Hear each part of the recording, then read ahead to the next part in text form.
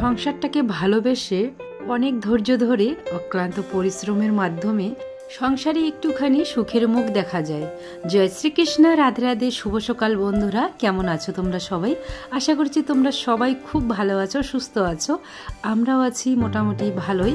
নতুন বছরে নতুন একটা ভিডিওতে অনেক অনেক শুভকামনা, অনেক অনেক শুভেচ্ছা জানাই সবাইকে। তো আজকে আমার ভিডিওটার সাথে থাকো, অবশ্যই তোমাদের খুব ভালো লাগবে। সব কিছু খুলে ফেলেছে কারণ নানসানা সকাল সকাল পটি করে দিয়েছে। পটি করে দিলে তো সকাল সকাল এমনিতেই জামা কাপড় সব কিছু চেঞ্জ করে দিই, হাত পা ভালো করে ধুয়ে দিই, পরিষ্কার করে দিই, তাই না? একদম নানসানা সকাল সকাল ফ্রেশ হয়ে গেছে। এমনিতে তো ভয়েস দিতে পারছে না, তাই ভাবলাম যে এইভাবে একটু ভিডিওটা দেওয়া যাক, তাই না? আর শুভ সকাল বলে দাও সবাইকে। গুড মর্নিং বলো, গুড মর্নিং। শোনা মা এখনো পর্যন্ত উঠেনি, বিছানা উঠাইনি, তো চলো পরে আবার দেখা যাচ্ছে।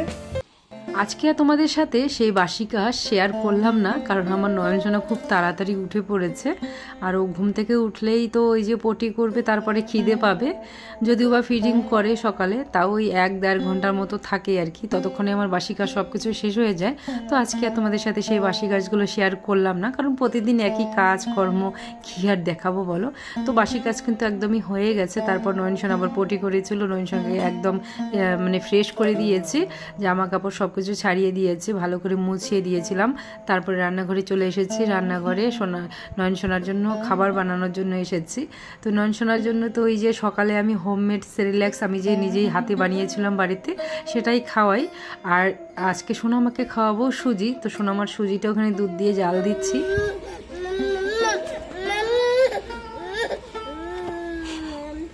কি রাগ, মাম মাম মাম মাম বলতে পারে আমার সোনাটা। মাম খাবে, কি রাগ করছে? তুমি রাগ করছো?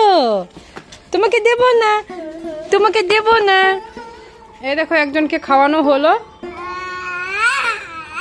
দুষ্টুটা খেলো, দুষ্টুর খাওয়া শেষ। এখন দিদিভাই খাবে, তাই না? দিদিভাই আছে ঘরে শুয়ে, এখন দিদিভাইকে খাওয়াতে হবে। দিদিভাই উঠে পড়েছে, কিন্তু একদম দুষ্টু করবে না কিন্তু, ঠিক আছে? পাপা দেখতেই পেলে নয়নসোনার খিদে পেলে আর ওর এই মাছি খাদা, মাছি খাদা, আমাকে প্রচন্ড মাছি হয়ে গেছে, আমাকে ধমকায়। পাপা দেখো খুবই ভালো লাগে। দুষ্টু করবে না কি আমাকে বলে, ঠিক আছে? সোনামা তো এই সমস্ত কিছুই করতে পারেনি, তো নয়নসোনা আমাকে এখন খুবই জ্বালাতন করবে। আর নয়নসোনার দুষ্টুমি দেখে তোমরা তো প্রত্যেকেই যারা যারা আমাকে নয়নসোনাকে সোনামাকে ভালোবাসো, আমার আগের থেকে ভিডিও দেখো, তোমরা তো সবাই কমেন্ট করোই যে বোন তুমি এবার বুঝবে মজা, নয়নসোনা এবার তোমাকে খুব জ্বালাতন করবে। আর দিদি ভাইরা আমাকে তো বলে নয়নসোনা তোমাকে খুব জ্বালাতন করুক, আমরা চাই জ্বালাতন করুক। তো নয়নসোনা তো দেখতেই পাচ্ছ, তোমাদের সাথে শর্ট ভিডিওতে তোমাদের সাথে আমি সব কিছু শেয়ার করি, আর বড় ভিডিওতে এখন দেখতে পাবে নয়নসোনা কতটা দুষ্টুমি করে। তো ওই গামলার মধ্যে সমস্ত খেলনা ওকে আমি দিয়ে দিই, কিন্তু ওর খেলনা কিছুতেই গামলার মধ্যে রাখবে না, বা ও কোনো খেলনা দিয়ে খেলবে না।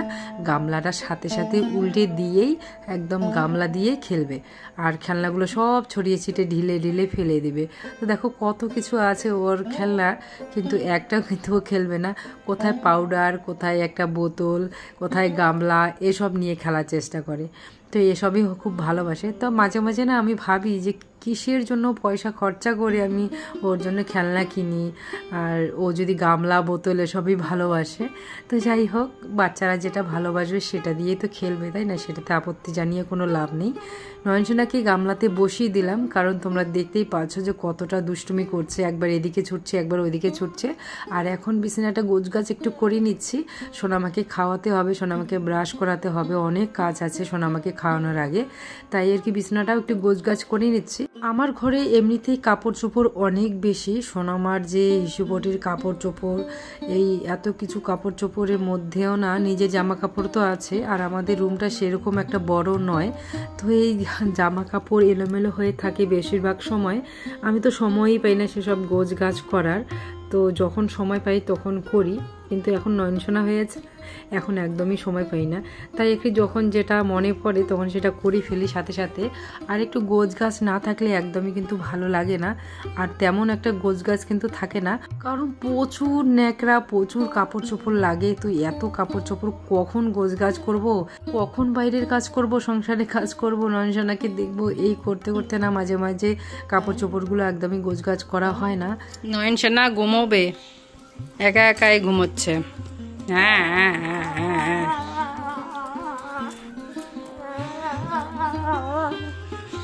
আর শুধু তো সোনামার কাপড় চোপড় নয়, নয়নসোনার তো প্রচুর জামা প্যান্ট রয়েছে। তো এসব সোনামাকে খাওয়াবো, দুষ্টুমি করছে লাগে, বেশিরভাগ সময় এলোমেলো থাকে। তো বিছানাটা এলোমেলো থাকলে কিন্তু একদমই ভালো লাগে না। তো তাই আর কি বিছানাটা গুছিয়ে নিলাম। আর উমাহানি বোন, তুমি আমাকে একদিন বলেছিলে কমেন্টে যে দিদিভাই তোমার ঘরটার একটু হোম ট্যুর দিও, মানে ঘরটা ঘুরিয়ে দেখাবো যাতে আমার ঘরে কীরকম কী আছে। ঘরটা আমি কখন দেখাবো, ঘরটা দেখাতে গেলে তো একটু গোছগাছ করতে হবে। তো সেই গোছ গাছটাও থাকে না একদমই। তো এত কাপড় চোপড়ের ভিড়ে, মানে সংসারের এত কাজ কর্ম সব কিছু নিয়ে খুব চাপের মধ্যেই আছি, তাই আর কি। তো যেদিন সম্ভব হবে অবশ্যই দেখাবো বোন, তোমার কথাটা অবশ্যই আমি রাখবো যে আমার ঘরটা একটু ঘুরে দেখাতে। তো এদিকে দেখতে পেলে নয়নসোনা ঘুমিয়ে পড়েছে। নয়নসোনা যখন অনেকটা দুষ্টুমি করে আর ঘুমানোর সময় হয়ে যায়, তোর পেট ভরা থাকলে না একদম পায়ের উপরে একটা বালিশ দিয়ে তার উপরে শুয়ে দিলেই কিন্তু নয়নসোনা খুব সুন্দর ঘুমিয়ে যায়, ওই একা একাই ঘুমিয়ে যায়। তোমরা তো দেখতেই পেলে কীরকম করলো। তো 5 মিনিটের মধ্যে কিন্তু ও ঘুমিয়ে পড়েছে। আর তখন সোনামাকে আমি খাওয়ালাম। সোনামাকে খাওয়াতেও তো অনেকটা সময় লাগে, কারণ সোনামা আস্তে আস্তে খাওয়াতে হয়। সোনামার বেশি স্পিডে বা বেশি জোরে বা তাড়াতাড়ি খাওয়াতে গেলে না ও সব উল্টি করে বের করে দেবে। তো এখানে প্রচুর কাপড় চোপড় তো আছেই। তো এখন সোনামাকে এখানে শুইয়ে দিয়ে এসেছি কাপড় চোপড় ধুতে, কারণ আমার এখনও স্নান দান কিছু হয়নি। আর আজকে যেহেতু সোনামা সকাল সকালেই উঠে পড়েছে, তার জন্য আগে 2 সোনাকে সামলিয়ে নিলাম। 2 সোনার খাবার দাবার বানিয়ে তারপর 2 সোনাকে খাওয়ানো দাওয়ানো সব কিছু করানো হলো। তো এখন আস্তে আস্তে আমি কাপড়গুলো ধুয়ে নিচ্ছি। তো একটা দুটো তো আর কাপড় চোপড় না, এখানে কিন্তু সোনামার বাবুরও কাপড় চোপড় আছে, আমার তো আছেই। তো এই যে এতগুলো কাপড় চোপড় ধুতে তো একটু সময় লাগে, তাই না? তো এইসব ধুতে ধুতে আবার মেলতে হবে, মানে কি করব, প্রচুর সময় লাগে। একটা সেকেন্ডও আমি রেস্ট নেওয়ার সময় পাই না সারাটা দিন। তো করতেই হবে, কি আর করা যাবে। আমার সোনামা যেহেতু বলতে পারে না হিসু পটি কখন করবে না করবে, তো এভাবেই করতে হবে। সেই 7টা বছর থেকে আমি করে আসছি। তো ভগবান আরও অনেক ধৈর্য দিক, আমি ভগবানের কাছে এটুকুই আশা করব। আর কিছু দিক আর না দিক, আমাকে যেন একটু ধৈর্য শক্তি দেয়। অনেক ধৈর্য ধরে অনেক পরিশ্রম করি বলেই আজকে হয়তো একটু সুখের মুখ দেখতে পেরেছি। অক্লান্ত পরিশ্রমের মাধ্যমেই কিন্তু সংসারে সুখ সমৃদ্ধির বৃদ্ধি হয়।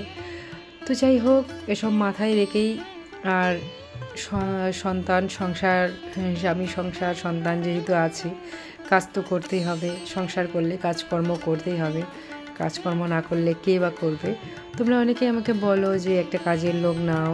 তো আমরা যেহেতু গ্রামের বাড়ি, গ্রামে থাকি, আর গ্রামের লোক নিজের কাজ নিজেই করতে ভালোবাসে।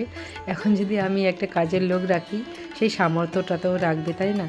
তো চাকরি বাকরি তো নয়, টুকটাক ব্যবসা দোকান এসব দিয়ে হয় না, তাই কষ্ট করে হলেও নিজেই করি।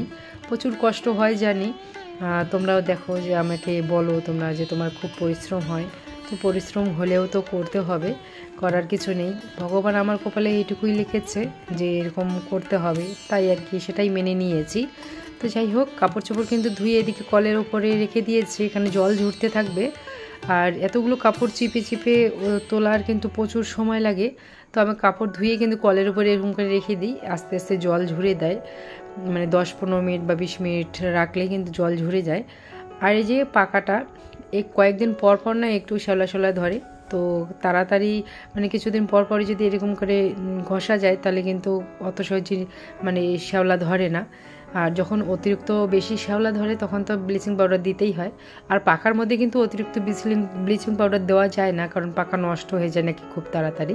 তাই আর কি এই যে ঘষেও নিলাম, আর ওইদিকে ঘষে টষে তারপরে স্নান করে নিয়েছি। আর আজকে একটা সাদা লাল পাড় শাড়ি পরেছি, এটা আমার পুজোরই শাড়ি আর কি। হয়ে গেছে, পাপা উঠে পড়েছে। দা দা দা দা দা দা দা। এটা কি খাচ্ছ তুমি? তোমার কি খিদে পেয়েছে? দিদিভাই ওদিকে ঘুমিয়ে পড়েছিল আর তোমার চিল্লানিতে উঠে পড়েছে, তাই না? ওই যে সোনামা, এখনকার যুগে তো কাপড় পরা একদম উঠেই গেছে। গ্রামগঞ্জে সব জায়গায় দেখবে নাইটি, চুড়িদার এসবই পরে। তো আমিও তো এই যে কাজের চাপে বলো আর কি, মানে বিয়ের তাও 5-6 বছর পর্যন্ত আমি কাপড় পরেছিলাম।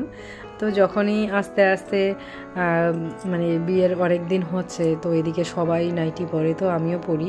তো এখন আবার মাঝে মাঝে কাপড় পরা শুরু করেছি। কাপড় পরতে খুবই ভালো লাগে, কিন্তু এই গরমটা অতিরিক্ত পড়লে তখন আর ভালো লাগে না, তখন নাইটি আর মিলেমিশে পরছি আর কি। তো আজকে না খুব ইচ্ছে করলো যে একটা লাল পাড় সাদা শাড়ি পরি।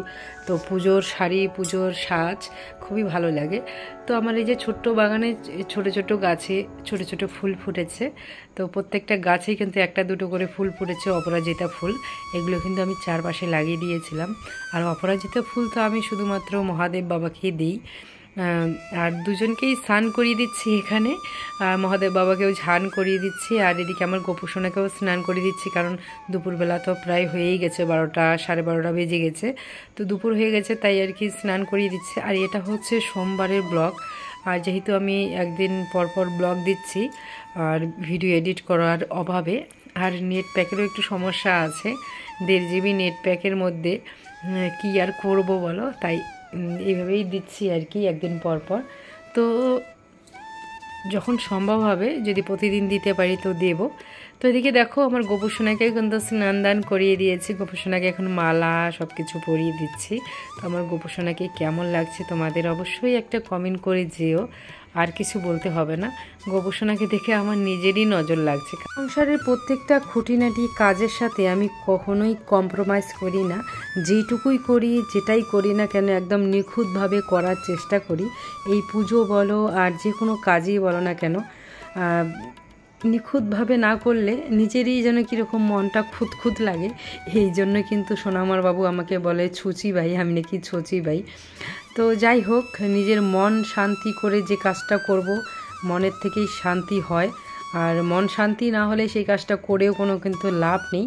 তো পুজোটা যখন আমি দিই, পুজো কিন্তু মন ভরেই দিই। যে কাজটাই করি না কেন, রান্না বলো, বাড়া বলো, সব কাজে কিন্তু মন শান্তি করে দিই। আমার মন যদি স্যাটিসফাই না হয়, সে কাজটা করে আমি শান্তি পাই না কখনো।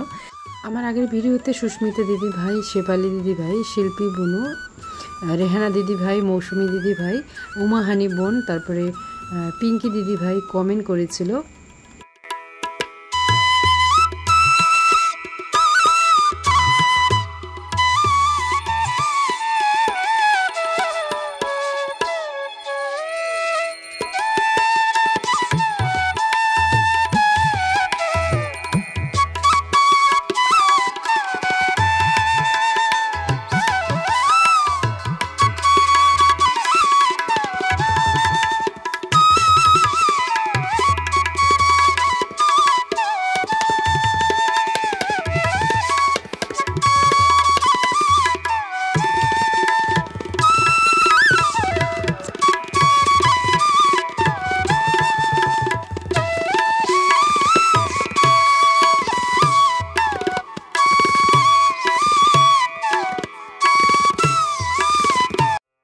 সুস্মিতা দিদিভাই তো বলেছিল বৃষ্টিতে অনেক ভিজে গেলে তোমার ছোট্ট বাগানটি খুব ভালো লাগলো। বলেছিল আমাকে সোনামাকে যেন কখনোই অ্যাবনর্মাল অসুস্থ না বলি। আসলে সোনামাকে যখনই আমি এরকম করে বলি, বলার কারণে একটাই, কারণ সবাই তো আর আমার ভিডিওতে আগের থেকে দেখে না, নতুন নতুন ভিউয়ার্স আসে। তো তাদেরকে তো বলতে হবে, খারাপ লাগলেও তাদেরকে জানাতে হবে যে আমার সোনামা কেন শুয়ে থাকে, বসে থাকে। না বললে তো তারা বুঝবে না। তো এইটুকু বলার জন্যই কিন্তু এইভাবে বলা। সোনামাকে অসুস্থ বলা আমারও ভালো লাগে না, তবে অনেকেই তো জানে না, সেজন্যই বলা আর কি। তো তোমাদের সাথে এদিকে গল্প করতে করতে আমার কিন্তু পুজো কমপ্লিট হয়ে গেছে। গোপুসোনাকে খাইয়েও দিয়েছি, তারপর পুজো কমপ্লিট করে চলে এসেছি। এই যে কাপড়গুলো যে ধুয়ে রেখেছিলাম, সেগুলো এখন মেলতে হবে। একটার পর একটা স্টেপ বাই স্টেপ কাজ করতে হয়, না করলে তো সময়ের সাথে পেরে উঠবো না আমি। আর আজকে ওয়েদারটার জন্য কীরকম একটু রোদ নেই, তো এই কাপড় চোপড়গুলো কিন্তু একদমই শুকায়নি, হালকা পাতলা এগুলো একটুখানি শুকিয়েছিল। তো বাড়িতে তো একদমই জায়গা কুলাচ্ছিল না, তারপরে আবার এই যে বাগানে এদিকে দিয়ে দিয়েছিলাম বাইরে। তারপর যেতে হবে রান্নাঘরে। তো রান্না আজকে কি করব সেটাই তোমাদের সাথে একটু শেয়ার করে দিচ্ছি। আলু বেগুন দিয়ে ছোটো মাছের চচ্চড়ি বানাবো। আগের দিনে ছোটো মাছ ছিল। আর এই যে তিতা করলা ভাজি করব, মানে উচ্ছে ভাজি। একটু লবণ দিয়ে চটকে মেখে নিচ্ছি, তাহলে কি তিতাটা থাকে না আর তাড়াতাড়ি ভাজা হয়ে যায়।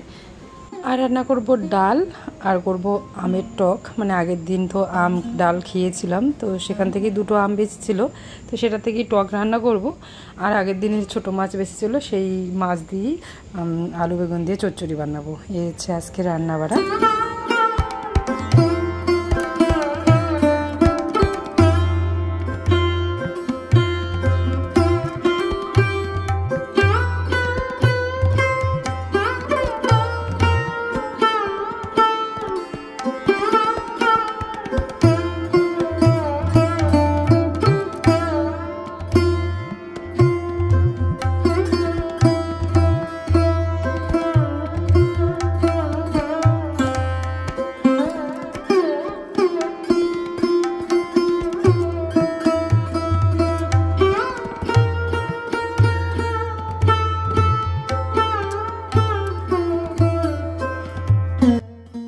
তো চলো, আজকের ভিডিও বেশি আর বড় করব না। দেখা হবে পরের একটা কোনো ভিডিওতে। ততক্ষণে তোমরা সবাই ভালো থেকো, সুস্থ থেকো, সাবধানে থেকো।